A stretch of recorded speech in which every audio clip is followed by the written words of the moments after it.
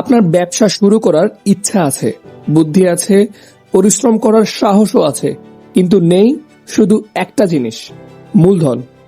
প্রতি বছর লাখো তরুণের স্বপ্ন থমকে যায় ঠিক এই একটা জায়গায় এসেই। এবার সেই সংকট কাটাতে বড় উদ্যোগ নিল বাংলাদেশ ব্যাংক।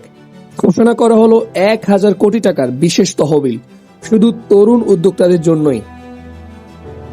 গতকাল মঙ্গলবার association of bankers Bangladesh ABB নেতাদের সঙ্গে বৈঠক করেন বাংলাদেশ ব্যাংকের গভর্নর মোস্তাকুর রহমান।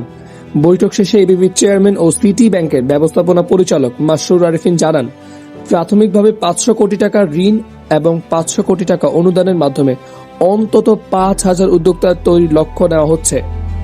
একজন উদ্যোক্তা পেতে পারেন সর্বোচ্চ 10 লাখ টাকা পর্যন্ত ঋণ।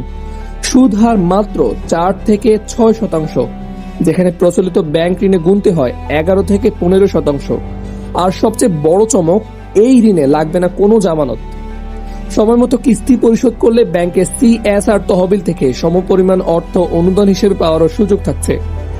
উদ্যোক্তা বাছাইয়ে গুরুত্ব দেওয়া হবে উপজেলা পর্যায়কে। দেশের 500-রও বেশি উপজেলায় ব্যাংকগুলো নিজেরাই খুঁজে বের করবে এই প্রকৃত উদ্যোক্তা।